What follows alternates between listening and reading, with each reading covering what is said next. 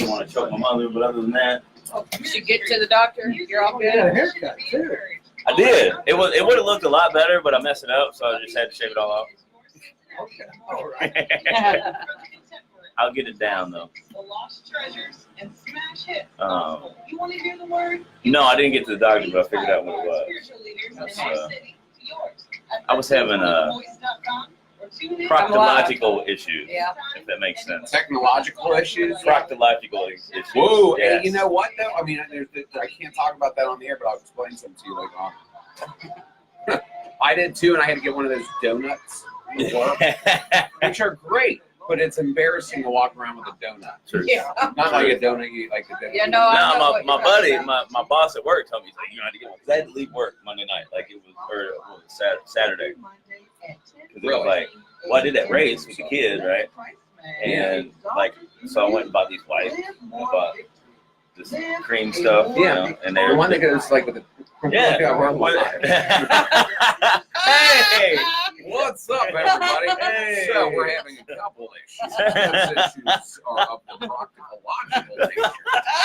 That's what happens when you're 37. right. I have hair growing out. I'll be frank with you. I saw that. So I have my I hair saw when you receding posted up that. here, but yet it's going here. How does that make any sense? I Seriously, mean, I get don't it. understand how hair works. It just has a mind of its own. Oh my goodness. Man, can you scoot over at all? Like a little, I don't want to. There we go. All right. I'll just lean into it, I guess. It's all good. But yeah, so I got to take care. It was an inflammation issue was the thing. Gotcha. Because like the deal, anyway. Gotcha. No, we got you. Got it. You got it? Good afternoon. You're listening to 1320 AM WCVG, The Voice. This is another episode of OKaye, Let's Be Frank. I'm Kaye. This is Frank. Hey. Turn up. Hey. Everybody out there in Radio Land and on Facebook Live, we really appreciate you and all the support and love that you've been giving us and showing us. We want to give a big shout out to Bowling Chiropractic and Wellness, the official sponsor of OKaye, Let's Be Frank. They are in Alexandria, Kentucky. Look them up, check them out. They can cure what ails you for sure. Yeah. Also, shout out to New Hope Christian Center, all the love and support to them, everything that they've done for us and supported us in, and the things they continue to do for us. We want to give a shout out to New Realy, Fort Mitchell Baptist Church every Friday, 6 o'clock. They feed you. 7 o'clock is a message, and 8 o'clock is a meeting for those who need that. Very special place. Taking my buddy Levon on Friday. Levon Dozier that was here. Yeah. I'm going to take him with me on Friday and introduce him to Mr. Chris and Mr. Greg and, That's awesome. and all that. Prayers out to Greg Moore. He's going through some things. He's an active member. Him and his wife, they do, they're members of PAL. There you go. Yeah. PAL is Parents Against Parents of Addicted Loved Ones. Yes. Our guest today was a guest speaker for PAL a couple weeks back. That's pretty cool. They also have a PAL meeting and an AA meeting at the same time frame, around 8 o'clock there at New Realy, Fort Mitchell Baptist Church, Friday nights. And The Refinery Church of the Nazarene. You made me drop my thought. she's gonna say drool. You made me drool. Just play basketball the way you dribble. Drop my thought. I don't even know where I am right now. Anyway, now we just want to give a big shout out to all the people who love and support Hey, us. look, Aaron's watching. If you still, hey, That's weird. If You're you- joined. if you want to partner or be a sponsor or just be a little bit a part of OKaye, Let's Be Frank, we could definitely use the help, the assistance. We've got some things coming up this summer. We're doing some huge things. I am in the works right now of getting city permission to do a concert. I have our first. Should I get it all together? I have our first act booked. Just say you will have it all together. when it comes together, you're right. When it comes together. When it comes together, not if, when. When it comes together, our first act is going to be Latasia Kelly. She's went to school with her. Her faith, her love in God is just amazing. I sent Kaye the music. Well, what do you think It's about good. that? It was good. It's good stuff. Yeah, it was good stuff. She's a wonderful person. Just good, wholesome person. You know, love to death. Anyway, that whole family, like they're all just great. You know, for my mom to like somebody, my mom likes her mom. You know what I mean? Like Maria.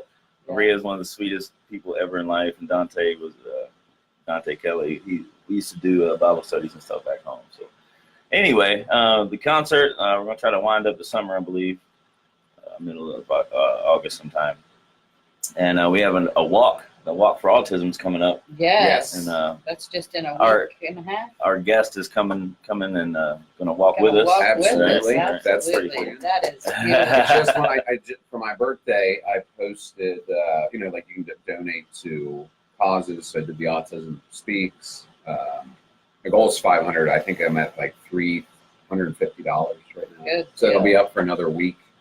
So hopefully I can meet that goal. For sure. A big shout out to our guest today. He's come a long way from life. God has blessed him immensely with the things that he has going on.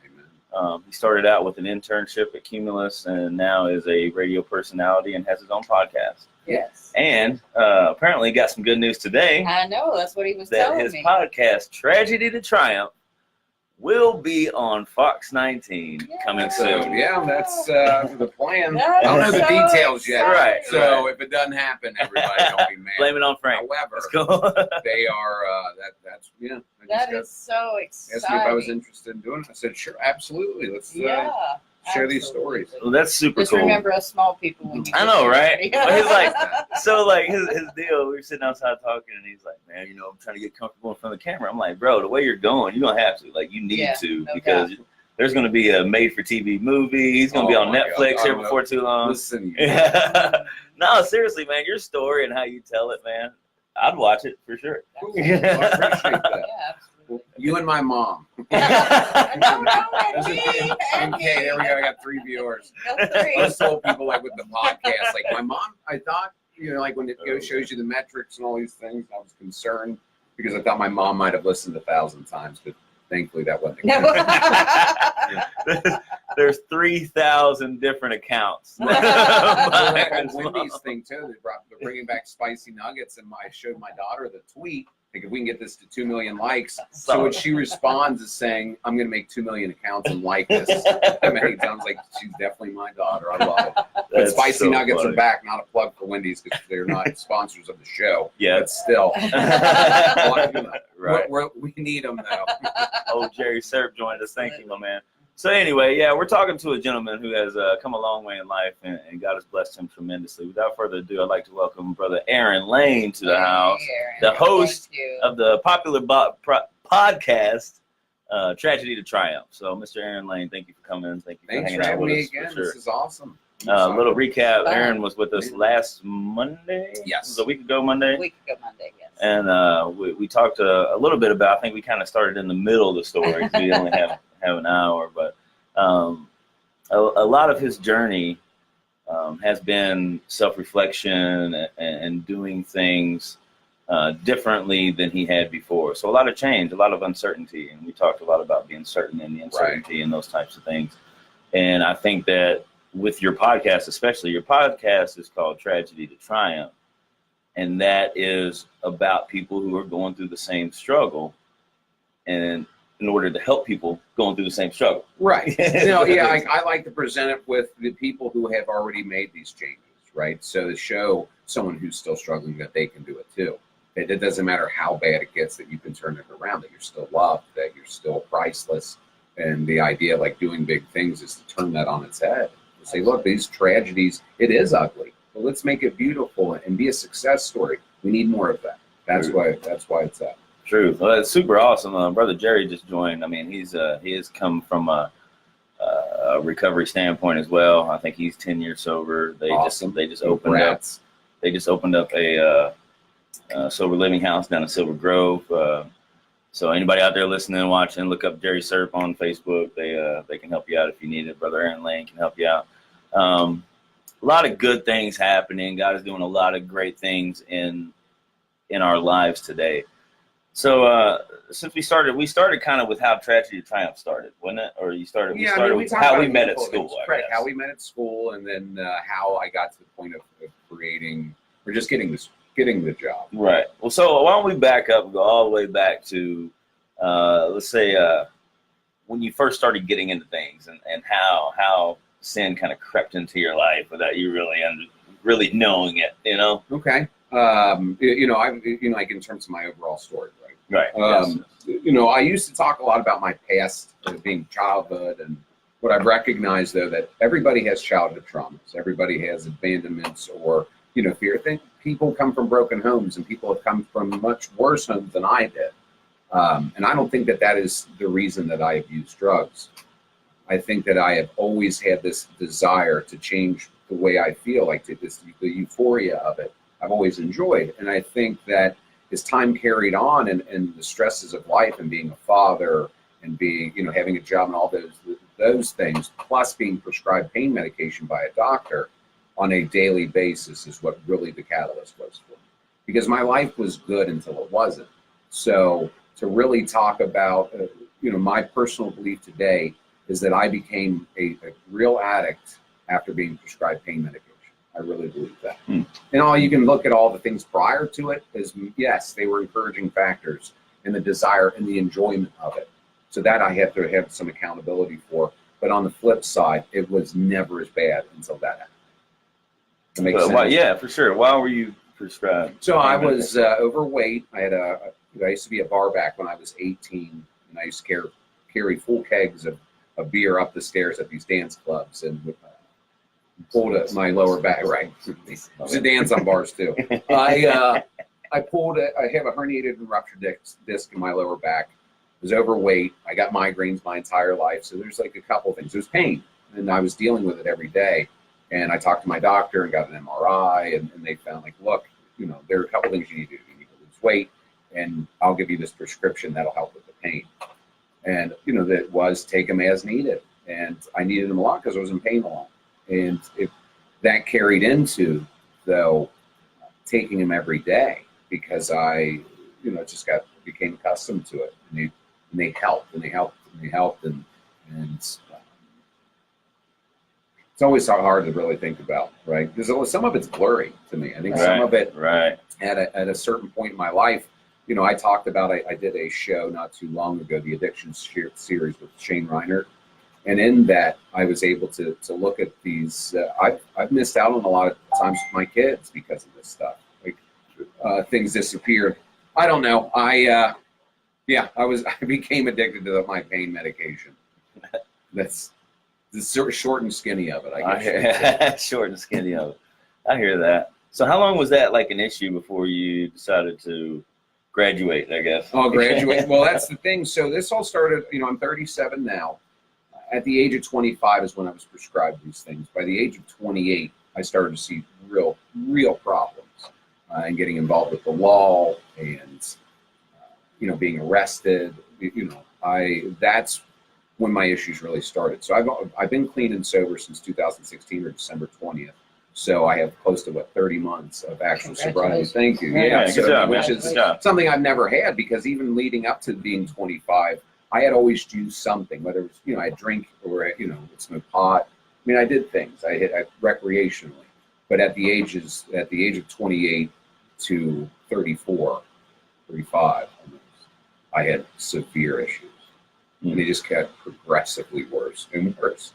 So I hear that. So 25, you said 28 was the kind of pinnacle, I guess, or started. Was that started it? That started the. Is that where the cart hooked onto the chain going up the hill? Pretty much. I mean, it was. Before that, I never really considered running into any issues. But now I was losing my job, and I got into cocaine too, because it made me feel good. So all of this catalyst that year, when I was 28 years old, was really wild, because I'm still trying to hold on to this idea that I could somehow manage it, that I could, that I could do it a little bit. And I was introduced to recovery at the time too, and I thought, this is a weird concept. I mean, scientifically, like, what's the big deal if I'm on pain medication? My doctor gives it to me. I didn't understand the component of a spiritual program. and it was lost on me. I was trying to save face, and at the time, the woman I was married to, my children, I wanted to do it just for them. Like, I didn't really want to do it at the time because I thought that I could maybe return to drinking or return to this. And that I've had many lessons that that's absolutely not the case because Right. I can't take anything successfully. But yeah, 28, that's when it really got downhill.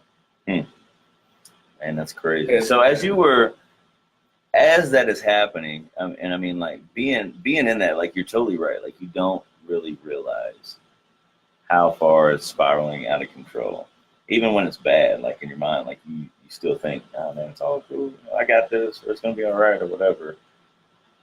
What was the moment? How long was the span to where from 28 until you were like, dude, all right, I gotta. Well, so I think I was always able to intellectualize that it was a problem.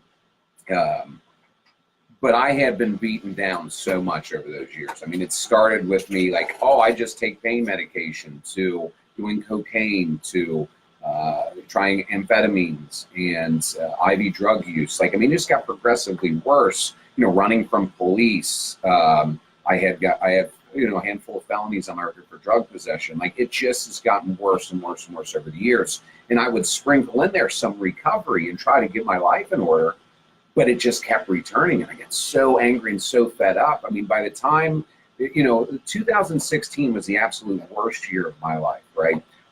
My home was broken out of my own doing. I barely saw my children. I was not working. I was doing anything I could to get high every single day. That was my focus. And hiding and running from the, like when I talk about running from the police, like physically running from the police, like this is insane to me, right? You know, I'm a dad, I have 3 girls, and here I am running from the cops because I want to get high. I don't want to go to jail because jail's no fun. Like that was a frightening year, and I should not be here. You know, I stole a cop's pepper spray. I hopped fences. How did that happen? Oh my gosh! So it got to the point where that happened. Yeah, you're right. No, I want to know I'll just really break it down. So on 4/20 of 2016, I was having a drug dealer deliver drugs to me because I didn't even want to leave the house, isolate. I knew it was safe there. Right. I had some active warrants. It was. You know, in my insanity, get out of my head. Right. I'm like, I'm not going to you. I have gotten caught enough that you can take the risk. I don't need to. Right. But I had a gas card. I didn't have money. And I knew that drug dealers, if they're driving, they need gas. So I thought, well, I'll fill up your gas tank and then I'll get what I want. And you know, it was early in the morning. I wasn't feeling good. You know, I was waking up sick every day. Mm-hmm. And he comes over and I don't want to just give him the gas card because I'll probably never see him again. So we're going to go to the store together and I'm going to fill up your car. We do that on our way back to my house. A cop whips around. Oh, and we knew immediately, like, this is not good. And mind you, I had run from the cops twice before that year, but in a vehicle, and I got away. I mean, this is so crazy to think about. So he's like, oh, they're gonna pull me over. And I'm like, well, let me out. No, he don't want to let me out. And he speeds up and he's driving through this neighborhood. And he, out of all the places, you know, he's throwing drugs out the window. I still have mine. I have mine in my mouth. I'm like thinking, I'm going to get away with it. I'm not, you know. And the place he stops, out of all places he could possibly pull over, was right in front of my ex-wife's grandparents' house. Oh, man. So I'm sitting there. I'm already like, I'm in withdrawals, dope sick. Don't want to go to jail. I have active warrants. I need to go get high. And, you know, the cop comes up to the window and he's like, hey, I pulled, you know, he didn't even give us a reason. He just, I need your information. And the guy I was with, the drug dealer, was really compliant. He said, look, I have an active warrant. Can I call my wife? You know, this and that. And he said, cool. He was being really polite. And he asked me what my information was. And I said, I don't know. Like, I'm out. I don't know who I am. I don't know who I am. Red flags everywhere. Right. Oh, my God. And he's like, all right, well, I'll tell you what. I'm going to go ahead. I'm going to get you squared away, and I'll worry about you in a moment, pointing to me. And as he walks away, I thought it was the great idea. I'm going to run. And I start running, and I get tackled and hit with a billy club, and I keep running, and I'm pushing him off me, and I keep, like, I mean, I'm hopping fences. I'm running through people's backyards. He's right behind me. I get through the, there's like a creek, and I get my shoe sucked off, so I'm running with like a shoe and a sock on, and then a good Samaritan who's a construction worker tackled me to the ground, and then the cop got on top of me, and while the cop was there, he had pepper spray, and he said, if you don't stop, I'm going to spray you. And I don't want to get sprayed. Being sprayed by pepper spray has got to be a terrible situation, and he's getting to arrest me as I'm on the ground, and he only puts one of my arms behind my back. And while he's going to grab the other one, get his handcuffs, he sets the pepper spray down in front of me. Oh. And I thought, I'm going to pick it up. So that's what I did. I'm going to grab it. And I pick it up, and I have it like aimed towards him. And I looked at, like, we met eyes. I'm like, this is a really bad idea. So I chucked it in the woods. I keep running.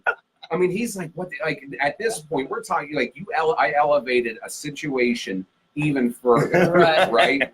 So now I'm running through this yard. His pepper spray is in the woods. I'm running through someone's backyard, and I get through their driveway, and I'm running, and all of a sudden I see a dog coming at me, like a police dog. I'm like, no. Or you still have a handcuff on? No, he didn't get that. He didn't. Oh, he just put the hand behind. Right. He was, just had one hand behind my back. So I am, and it's so bad. So I see this police dog coming at me, and I don't want to get maimed or whatever you consider that. So I start to get down, and as I'm doing that, I don't realize that there's cops at my opposing angles running towards me, and they tackle me. They tackle me so hard they break my ribs and throw me to the ground, and, as they should have, right? They in a lot of ways. At that point, at this point, like I've never had a history of anything violent, or like talking about running from the cops earlier here. I mean, it was in a car. I mean, it was just, this is a really bad situation. I had a misdemeanor warrant that was potentially recitable, and now I'm taking it to the next level of like fleeing and evading and assault on an officer, and I mean, not good. Not good stuff. And they take me to the hospital, and they have a handful, like, they asked me, I remember being on the ground, they're taking a picture of me, and I'm like worn out of breath. And they're like, I bet you tell us your Social Security now. I'm like, yes, here it is. And I get in the back of the ambulance, and I'm in pain because I can't even breathe. Lots of pain, and get down to the hospital. All I can think about is getting pain medication. I'm like, well, at least I can get that. That's how, this is how pervasive and ugly this is, right? Because to tell this story, and I've kind of gotten away from telling because I've told it a lot. But I'm embarrassed by this. Yes. I'm embarrassed. Like, this is what I'm capable of doing. Like, I'm a dad. I have little girls. Like, I was married. I had a great job. Like all of those things. And now I'm running from cops and taking their pepper spray. Like, what has happened to me? Exactly. And now my ribs are broken, and all I can think about is maybe they'll let me go when I get down to jail. Maybe this won't be. Maybe I can get what I need, and what I need is to be high. So what happened to the drugs that you had in your mouth? I swallowed them or something. I mean, you didn't care at that point. Like one of those things. I didn't want to get caught with it, but I also didn't want to get rid of it either. It's the ultimate doping conundrum, right? And I end up at UC hospital, and there's a cop in there. Like, they have a couple of cops handcuffed to the bed, high risk situation. I'm feigning the fact that I want to die. In a lot of ways, I did. So they did an interview, like a telephone interview, like a video phone, because I'm trying to get admitted to the psych ward. I'm thinking, if I do that, then I have a chance. They weren't buying it, though. No one was buying anything. And I was just pitiful. That's so sad. It's the scariest thing is this, right? Is because that's one of the most intense things that's ever happened in my life. And I still didn't stop. They let me go from jail. And I go right back to it. Because one, I'm afraid now that I've done this, that I'm going to prison anyway. You cannot fight the cops. One, you're never going to win. Secondly, they should have shot me that day. I think in a lot of ways, if I was a police officer, like for whatever reason, his self-control was through the roof, and maybe he was embarrassed. I don't know, but I remember going to court about it off the streets that morning. I don't think I had used all week. Like, so I was feeling terrible. I wanted to get in treatment, like, because I'm scared. And I see the cop sitting outside the courtroom. And I remember I walked up to him and I said, man, I don't know what came over me. I've never done anything like this in my entire life. I apologize, and I meant the apology. And I was also afraid that they're gonna. This is a bad thing. They're gonna throw the book at me. Right. And he said, "I'll tell you what." He said, "Looks like I dropped my pepper spray." So I go into the courtroom, and I'm the judge is going through this, and I don't have a history of anything violent. I have nothing. Like, I have possessions. Like, they do these like pre-sentencing pre-sentencing investigations in the past for other charges, and realized that I'm a smart guy and I'm a family man. I live in a nice neighborhood. Like, these things don't match up. Right. So they're trying to say, like, you don't need to be involved in this life. And I go in front of the judge, and the judge is like, Mr. Laine, I'll tell you what. One of the other cops I ran from in the car was there too. He wants me to go to jail because obviously he didn't want to run. He didn't like that he had to run. It's so bad. It's so bad. But I ended up getting community service, 400 hours of community service.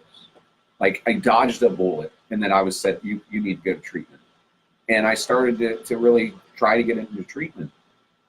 But I still didn't want to stop. I still couldn't stop. I don't know if I wanted to. Like, it's hard to remember that time. I know the events, the like running from the cop. Like, I'll never forget that. And I'll never forget going in front of the judge and like crying because I don't know what to do. But he spared me. And him sparing me caused me, in a lot of ways, to cause even more harm. So months after that, I got caught with methamphetamine. And I still haven't done any community service. I haven't done anything. Like, the crazy thing about Hamilton County, Ohio, is that you can go to jail and get released the same day because it's so overpacked, right?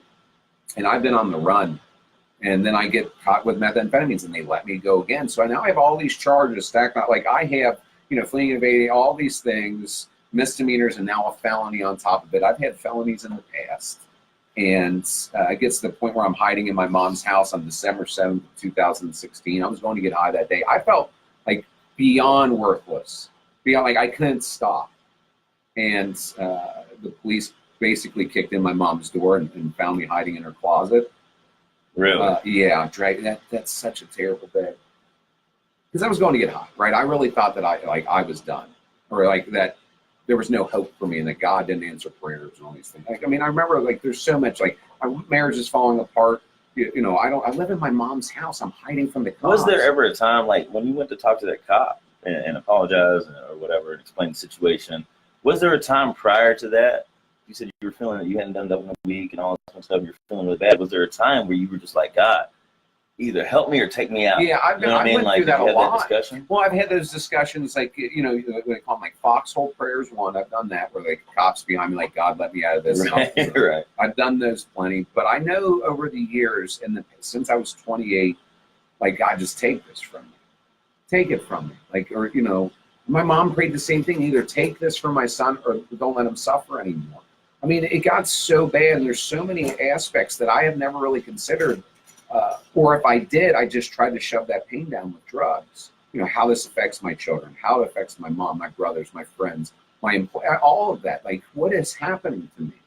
And I can't stop and ask, like, and it got to the point, even on that day when I was arrested, that I just assumed I was going to prison. I need to be in prison. And I had no hope left. And I was just like, I'm so like a shell of a man.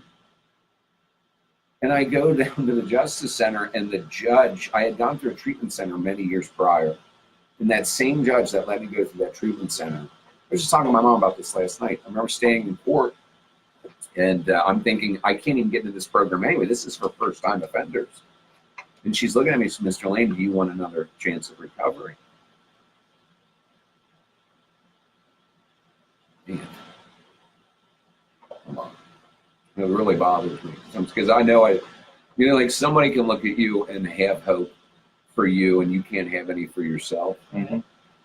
I'm like glazing over a lot of things, but I'm trying to hit on the importance of the feeling in that moment of, like, I'm going to prison. I deserve to be in jail. I don't deserve to be a dad. I don't deserve any of these things. And that judge looked at me and she asked me if I wanted treatment. I was like, well, I don't want to get right. She had hope that I didn't. She saw something. I can't wait to talk. I'm going to be talking to her at some point for my show and trying to figure out what she saw in me that day that I wasn't able to see. Amen. You know what I mean? And she said, Mr. Laine, you want to go to jail? I was like, yes, I do not want to go to jail. Yes, let's do it. Yes. Oh my gosh, I'm like dodging this ultimate but bullet. that's Like, so I'm beautiful. out of chances. Yeah. I've been out of chances well prior to that. And I go to that treatment center, everything changes. I was like, I don't have any left. I'm out of them. I'm not. This is my I'm ninth on- life. Yeah, I'm like right, like my 10th, 9th life. You know what I mean? I am beyond fed up. I'm beyond embarrassed. I'm beyond shameful. hopeless, just to plant the seed. And I had, as I told you before, like I had recovery sprinkled in those past 10 years, right? You know, from the age of 28 on forward, I had, you know, periods of sobriety, and my life would get better or something. So I knew that it was real. I just didn't think that it was going to be a reality for me. That's the difference, right? I thought I'm way too. It's real for everybody else. Right? It's like never why real can't for ourselves? We never can obtain it for ourselves. Right. I feel like we can. Right. That's so crazy. Yeah, so that was the catalyst, really. If that makes any sense. No, it totally does. And I mean, like, it's in those moments that, you know, we realize, you know, God will let you go as far as you want to go. Well, and another thing, too, is that it's another thing that we have to remember. She had hope and love for somebody else, which is what we are called to do. Judge Kimberly Burke. Is to have hope and love for somebody else. If we can have hope and love for somebody else, then you never know what can happen. They can turn out to be a success story just like.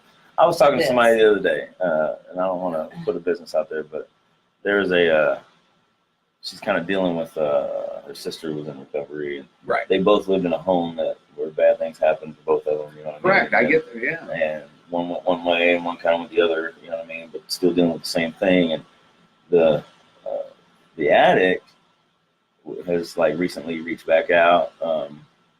Nobody knows why. I mean, like she wants to come and meet some other people. Anyway, I'm not trying to get too deep into it, but all I'm saying is that when we have a gift and when we've been through and gotten through the proper way and kind of, you know, ask God and allow him to lead our life, we have to use that for the people who haven't done that.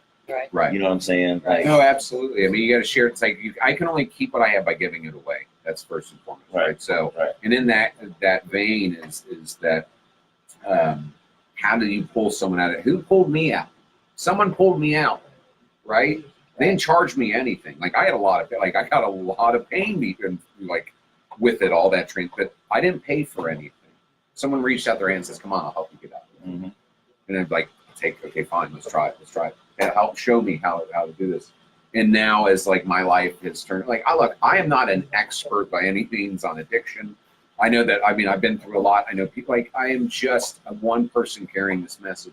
I want to get other people to show that you can do it, to have my hand extended, to encourage someone else to reach their hand out. You want to be somebody's judge. What's her name? Oh, Judge Burke. You want to be somebody's Judge Burke. Yeah, for sure. Right. Look at someone because I believe that. I'm like, look, I know I didn't have any hope. Right. But she saw it. Right. And now when I look at someone, like, I don't think anybody's past the point of no return. Right. Well, dude, like, and it's so crazy you even say that because I don't have any felonies. I don't have any drug charges. But be very thankful. Well, no, dude, like, it's no different because I still felt that hopelessness that I was nobody and I was never going to be any different. And I was accepting the fact that this was going to be life. Yeah. You know, me and my drug dude, we were going to be besties.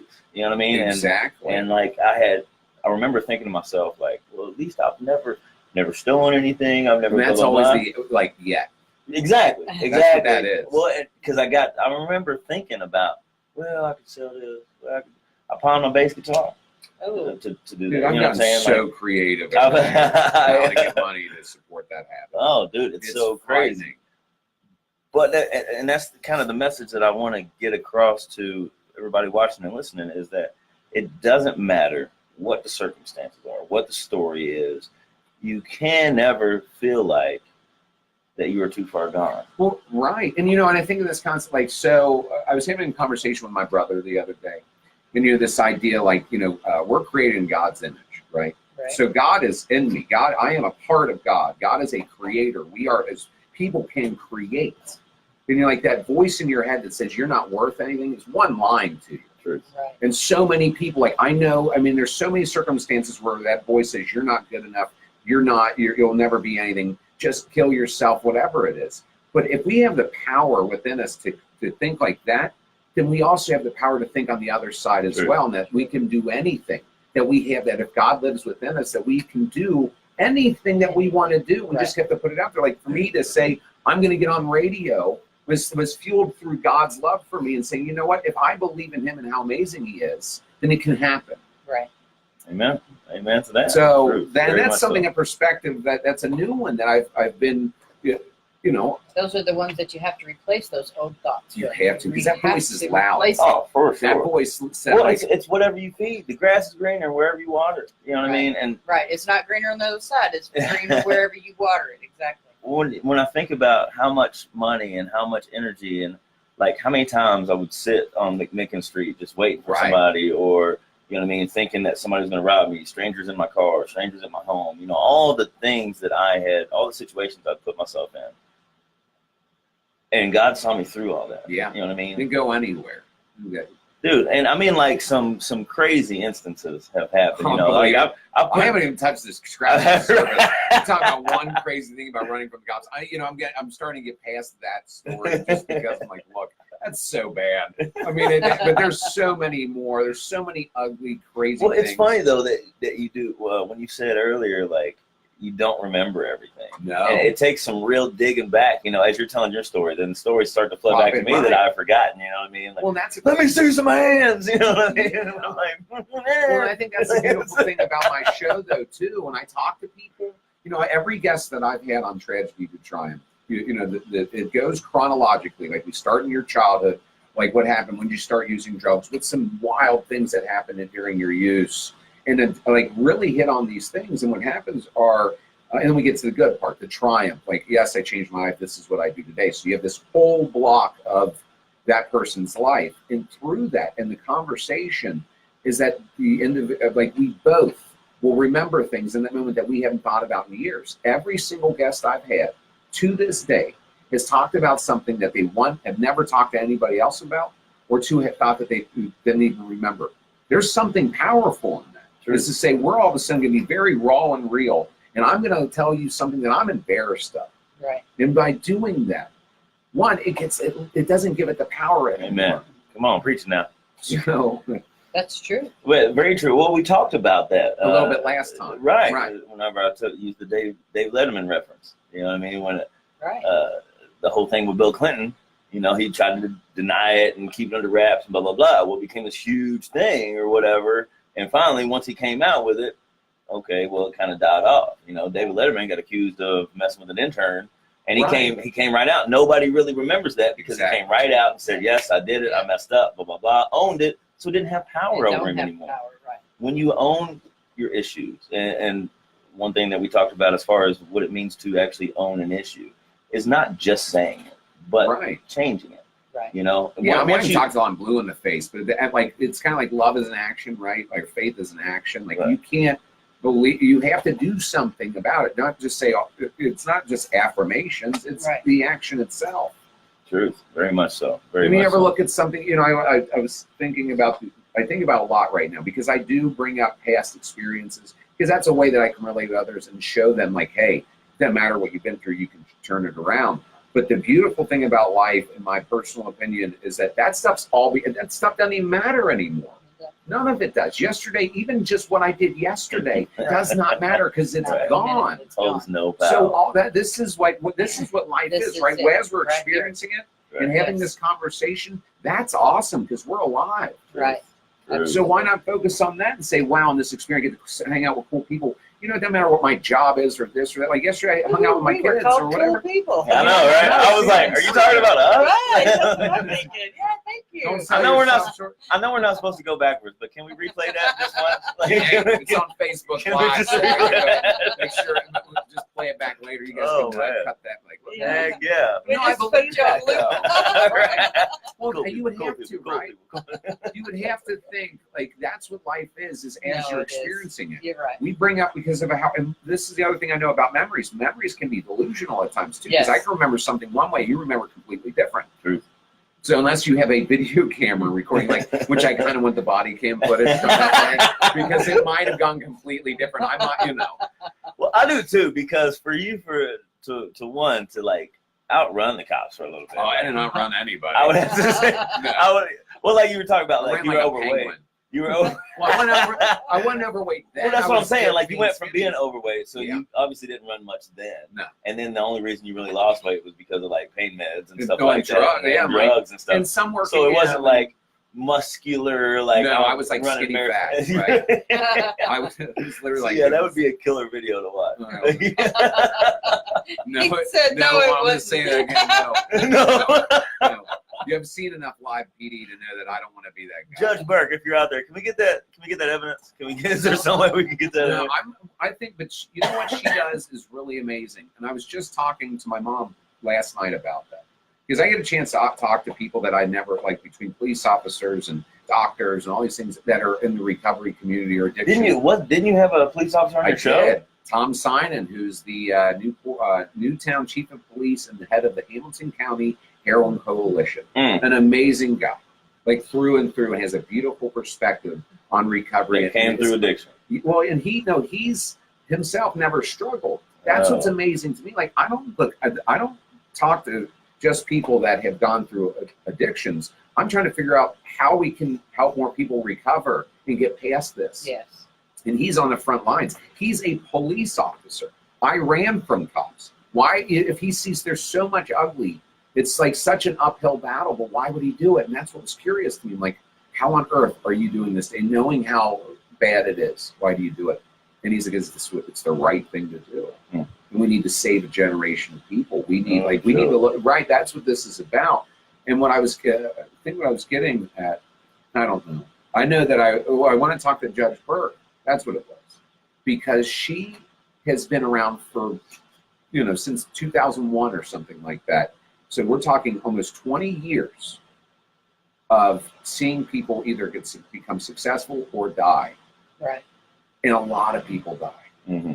And a lot of people lie to her and mess. And like, there's so much, like she's a judge for a drug court in Hamilton County, and everybody comes in her courtroom has been caught with drugs and has serious problems. Yet she gives chance after chance after chance. She does things for people they can't even realize. Like, she's an amazing person through and through, and I'm curious as to why she does what she does. There has to be a reason. You got me curious. I want to know when she comes on. I want to listen to Yeah, that. no, absolutely. That's the goal. That's one of the many goals. The other ones are like rock stars and Eminem and all these other things. I'm going to talk to some amazing, I already have everybody, because when you reduce it to simple terms, right? Like a famous person, famous musician is amazing, but he's just a human They're being. still people. He's right. just a dad or Amen. a brother, like all. Amen. That's what the cool thing is. And like, I can talk to whoever, doesn't matter. But also I know that people will listen. If he gets if he gets out there and says, yes, this is how I stopped, this was how bad it got, and you can change, more people are going to hear that. We need more of that. Whose story is really crazy? Who? Steve-O. Yeah, well, and that would be another one too. Like in that vein of talking to people that you cannot believe are still here. We've seen how bad Steve-O got, right? You've seen how like that stuff he has on video. It would like be brain dead. And he looks like a totally different person. Right. Sharp, amazing, cool, wearing glasses now. He's just a hot one. I don't know about that, but no. But I only have eyes for my girlfriend, so. I hear you. Oh, look at you. Kim Wilcox, lucky lady. Yeah. Sometimes she feels real lucky, sometimes not so much. She'll be the first to tell you that. But she's hugely supportive of me, which is great when it really breaks it down. Like this is what I do know, because she's not like me. She's not in recovery, which I kind of look for because I don't need her to be as insane as me. Right. But it's not easy to date or, potentially be married to someone who is in recovery because there's that fear that maybe that I could go back out. Truth. That's a scary thing. And we've kind of experienced that because I get stressful or this or that. And I wear the one thing that I've learned, because I don't get high anymore, right? And that was my solution. My solution was getting high because my problems would go away. We talked about this before we even started, but those problems get bigger, right? Right. So now, since I don't have the opportunity to do that, it's not on the table for me to do. I have to go through stresses of life, things that I've always used over without doing it. Mm-hmm. So now it takes 24 hours. Great. Sometimes it takes a week. Sometimes it takes 2 weeks. Sometimes it takes a while, and I wear it like so heavy until it's gone. So for someone to see that, and I get so overwhelmed and physically it manifests itself, and to watch someone go through that, they get afraid, like maybe this is it, maybe he's going to break, or but that's for me to be, like at the end of the day, I have to do the recovery part. I can't. No one can fix me. God's working in my life on an active basis, and I'm a work in progress. So it gets easier, Very So There's so much to talk about. I can Very do this much. forever. Hey, we got time. We got about 20 minutes, 15 minutes. Let's- About 15 minutes. Who's picking up pace? Look, got all these people on. Hi, everybody. Everybody's watching. Welcome to the show. If you guys are just tuning in and watching or listening out there, we got Mr. Laine in the studio with us today. He's Thank telling you. us about his story and how does God's great brought him amazing things. brought him through life, and he went from a tragedy to a triumph. And There's many we're people still- like me. I'm not the only moving one. forward. It's true. I mean, it's very true. We're just fortunate enough to know you. Right. You know, And I like- think that goes both ways. I'm fortunate. Like, I believe those things. Like, I don't look at this as like, it's a weird place to be, right? Because I'm in public.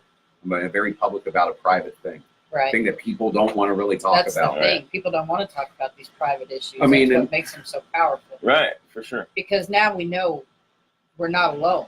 Everybody has the same private And issues everybody's been that affected by nobody it. wants to talk about. Right. They either have somebody that is or is a drug addict, Right. was a drug addict, is a parent of a drug addict, is a child of a drug addict. I mean, any of those things, any way possible. I mean, I'm not immune from it either. My No mom way. was a drug addict. My stepdad was a drug addict. My sister was a drug addict, So I grew up in a home full of Drug abuse, craziness. right? Yeah, Craziness. chaotic, like toxicity. So nobody is immune. Not at all. Um, And no one can die from embarrassment either. It might feel like it. Right. I think that's what it That's comes down true. to. We get to like, That's what huge. do we give you? what Like, is gonna? who do you think you are? Right? Like, at the end, like, yeah, it might be embarrassing to hear about things like I even talked to my mom about that, or like my girlfriend or whoever. Like, these things are embarrassing for. I'm not embarrassed by it though, because Right. guess what? You can't hold it against me. Well, the truth of the matter is that it is real. It is something, and it's Yes. something that I have learned to live by, like recently, just within the past couple of years.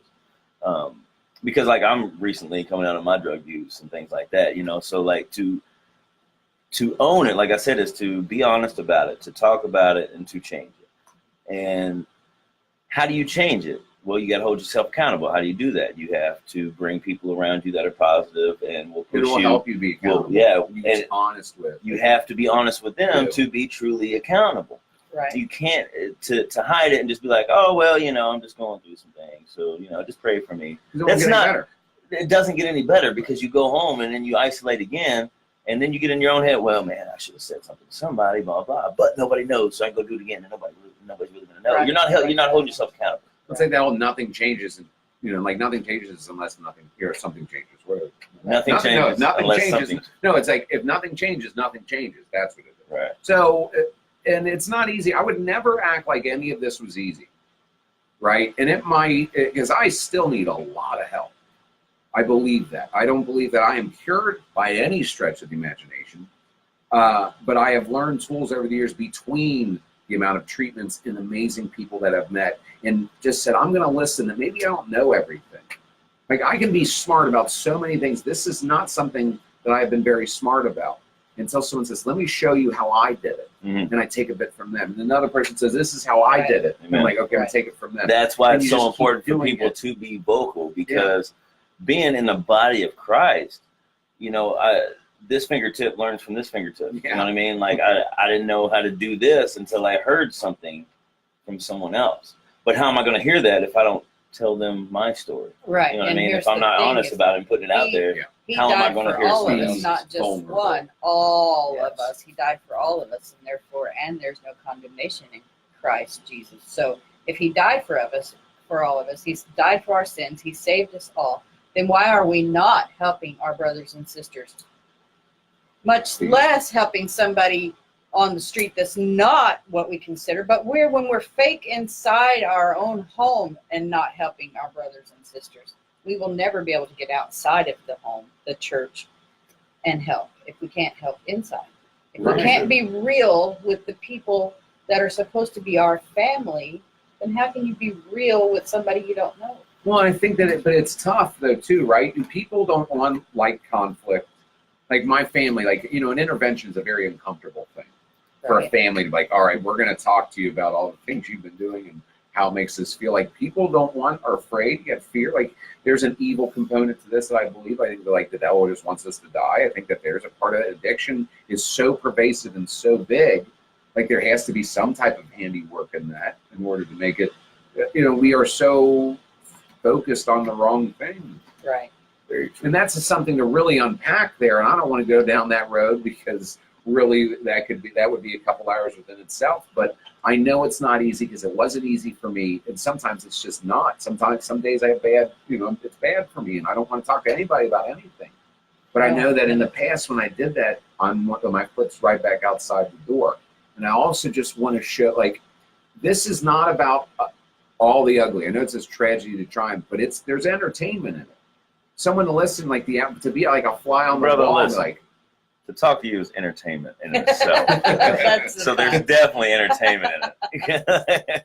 And then my most recent episode was the most funny one I've ever done. Scotty Mays is a comedian up in Dayton, so shout out to Scotty.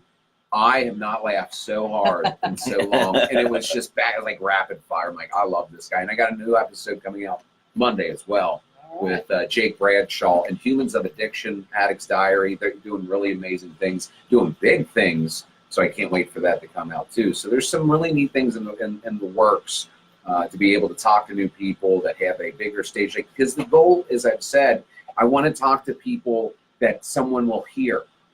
You know what I mean? Like, right. Like it's not that I need to talk to a rock star. It's that how many people can you impact by listening to someone who's famous that went through this? True. Right. A million people. There you go. Let's reach a million people. Let's let this person talk about it. Let's give them a format to do that. True. So that's what the goal is. No, that's how, like, anytime they have there's fundraiser or something, like, why do they get famous people to come to fundraisers? Yeah. Because other people are going to come. That's You know what I mean? And it's totally, if the goal is, and nobody wants to be strung out. Nobody wants to be. It's no fun, by the way. Be on drugs. You know, it was something I was thinking about, and I think God kind of put it on my heart. And it's funny how we're just leading into this.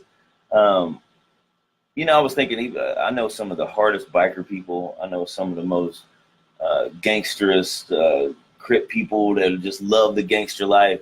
I have never once heard a person say, rest in peace, I see you looking up to me from hell. Mm-hmm. Nobody has ever said that. Nobody ever in the history of ever since I've been around, I've never heard it. Everybody's like, we know you're up there looking down on us from heaven. Right. You know, rest in peace, you know, blah, blah, blah, in heaven. So you know what the goodness is. Exactly. You know that you wish everybody greatness and the peace of heaven. Right. Why can't we do what it takes to get those people to do that, to see that while they're here on earth? Does that make sense? No, it makes sense. But I just wonder, like, question. I think that's a nice, philosophical discussion. If everybody ever in life is going to say, hey, I know you're up there looking down on us or whatever, we're going to make the song about heaven and go rest high on that mountain. You know, everything is about looking down on us. You know, Happy Mother's Day. Even if your mother's in heaven, you know, she's still looking down on you, blah, blah, blah. Not one person has said, well, you know, my mom was looking up. She's hot. You know, no people, they don't talk that way. Right. So what can we do using our platforms, what we have going on, what's up, Chris, to try to create that here while we're still living? Why do we have to wait until somebody's gone? Or, you know, does that make any sense? Am I making any sense? Like, it makes sense. I think I think we do it just as we're doing it, one show at a time, one person at a time, one entity at a time, is all you can do, and just know that every person has a circle, as you talk about, and those circles are touching those other circles and touching those other circles, and we just have to make it a reality. We have to stop saying, why can't we? And we have to start saying we are going to, and literally make it the reality that you want it to be. Well, and I think that it's a huge perspective. What you were just saying earlier about being real and honest. I think that, you know, we pride ourselves on being real, raw, and relevant on this radio show. Gotcha. And you know, I was talking about my issues earlier. You know what I mean? It's not that big a deal that we were live or whatever. Because I mean, again, it's real. So Right. how do we get results without being real? And I think that has to be a thing amongst everybody. Right. When we're in Bible study, when we're at church, stop giving daggum church answers. Stop looking at But your you friend just and have being That's stop true, being but tedious. we still have to just start with ourselves and one. Well, no, that's what I'm talking about. Me, Yeah, don't yeah. go to No, church. no, I don't need to go to obviously, church and keep no, giving a church answer. Right. I don't need to go and Well, wishy-wash. I No, get no, what you're well, saying. No, it don't no. make no I get sense. what you said. I know what you're saying. I understand and believe 100% in what you're saying. But you also have to keep in mind who you're talking to at the same time. So don't. If I'm being, always wait a minute, give- hold on. So I think we're getting skewed on what I'm saying. I cannot be responsible for how you perceive something. If I'm supposed to be real, am I supposed to gauge like how real to be with you? You know what I mean? No, Like, this No, is that's unfortunately not it. there's a life that we have to live, and you know, like we're still here, right? Like I know this about working to be an honest man, right? So my honesty and talking about things is like a double-edged sword. Sometimes it brings people close, sometimes it pushes people away for whatever reason. And even closest to me, maybe my girlfriend, my my mom, I try to just be real with people. But sometimes like the whole idea of like brutal honesty is not always the best tactful thing Right. if you want to have relationships with other people. Like my girlfriend is different than me, right? She is more introverted. She doesn't like what I do is totally opposite to what she's, you know. And that's, she would probably be even weird me saying this right now because she's very private and this and then I respect that. I'm not. And I don't want to ever make her feel embarrassed and I can't change that about her. You know what I mean? So Right. you have, so I think on like when you're getting at like, you know, yes, the best way to, you know, to relate with other people is to be real, raw and relevant and, you know, in the moment and because that's how you can get help and that's how you can help others. But not everybody feels that way, unfortunately. They just don't. I mean, you're right. You're right. Not everybody feels that way. But And not I everybody think has to know that you had a proctology problem. That's either. true. So. Like, thanks for oversharing, Frank. Yeah. What do you do? Again, What do you do? Again, Yeah. that's the thing with media. Like the reason people tune in and listen to this or watch a television show is because the person that the talking head, like you or me, is saying things that that they would never Right. We are out there. Like I mean, look on. Think about this. Like on a regular morning show. Like, such and such is going to get his proctology exam.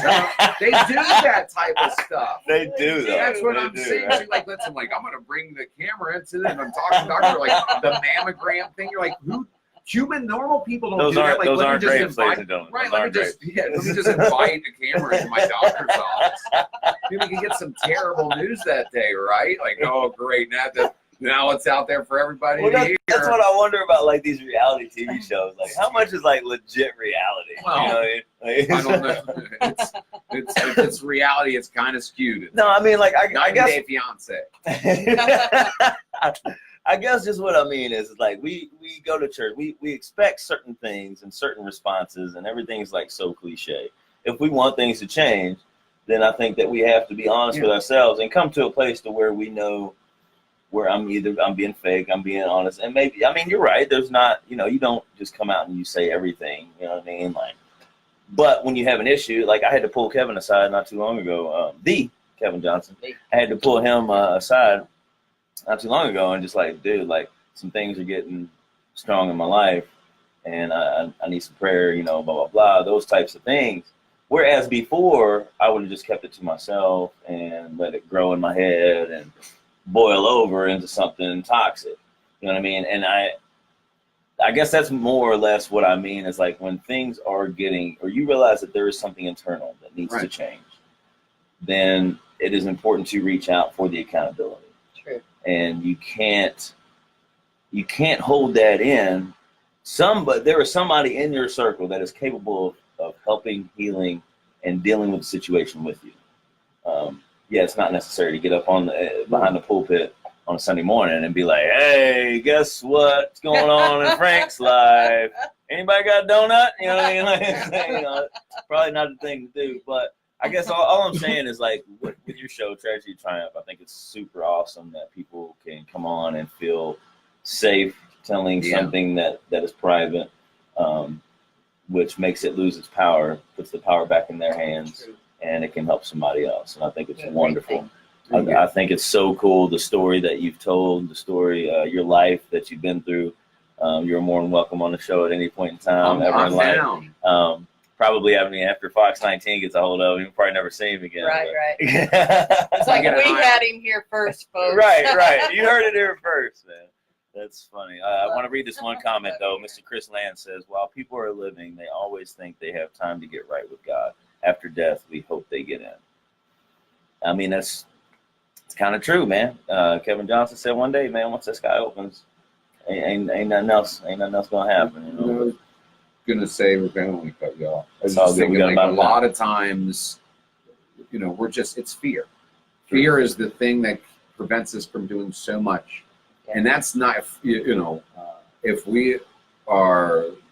God loves us as much as He does, what do we have to be afraid of? Truth. Fear's alive. Right. Where's the faith? How far is our faith gonna go? So I'm saying, like, okay, God's got my back. He loves me. If I have no, like, whoa, what do you? Like, He hasn't failed you yet. Right, that's what I'm Like, saying. That's He hasn't failed you yet. Well, guys, this has been Aaron Laine, host of Tragedy Triumph podcast. He's on Nash FM, 96 Rock. 96 Rock, Nash FM, Cumulus Media, whatever they really let me do. And then Tragedy to Triumph is both on Facebook and streamable on Apple Podcasts, Spotify, Google, all of it, and directly from tragedy.simplecast.com. Amen to that. We really appreciate it. Want to throw a shout out to Bowling Chiropractic and Wellness, the official sponsor of OK, Let's Be Frank.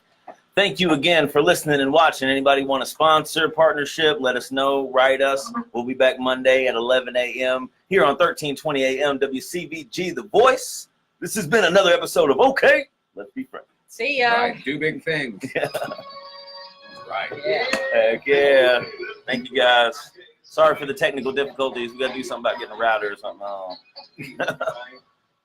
Cheesing, right? Y'all check us out Monday. Peace out. Have a good one. Thanks for tuning in. Tragedy Triumph. Check it out. Check him out. Stay tuned. Fox 19 at some point. We'll let you know when he's going to be on. Just love him having him. Mondays at 11 a.m. and Wednesdays at noon, right here.